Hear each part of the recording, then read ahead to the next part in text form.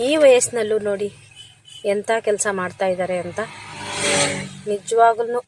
ನಿಜವಾಗಲೂ ತುಂಬ ಹೆಮ್ಮೆನೂ ಆಯಿತು, ಹಾಗೆ ಅಷ್ಟೇ ಬೇಜಾರಾಯಿತು.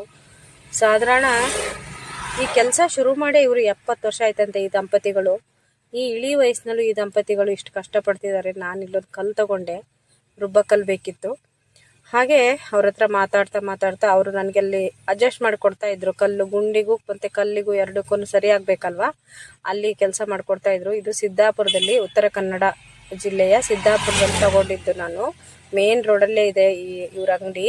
2 ಅಂಗಡಿ ಇದೆ, ಅಕ್ಕಪಕ್ಕಕ್ಕೆ 2 ಫ್ಯಾಮಿಲಿ ಇದೆ. ತುಂಬ ಅಂದರೆ ತುಂಬ ಕಷ್ಟ ಜೀವಿಗಳು.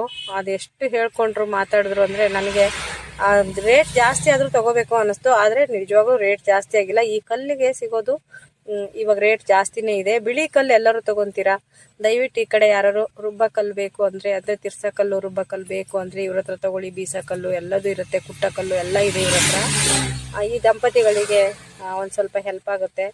ಈ ಇಳಿ ವಯಸ್ಸಿನಲ್ಲೂ ಮಕ್ಕಳು ಮರಿನೆಲ್ಲ ಮದುವೆ ಮಾಡಿ ಇವರು ನಿಜವಾಗ್ಲೂ ದುಡಿತಾ ಇದ್ದಾರಲ್ಲ, ಇದು ನನಗೆ ತುಂಬ ಬೇಜಾರನೂ ಆಯಿತು ಮತ್ತು ಅಷ್ಟೇ ಖುಷಿ ಆಯಿತು. ಯಾಕಂದರೆ ಸ್ವಾಭಿಮಾನದಿಂದ ದುಡ್ಕೊಂಡು ತಿಂತಿದ್ದಾರೆ, ಯಾರ ಹತ್ರ ಕೈ ಚಾಚದನೆಯ.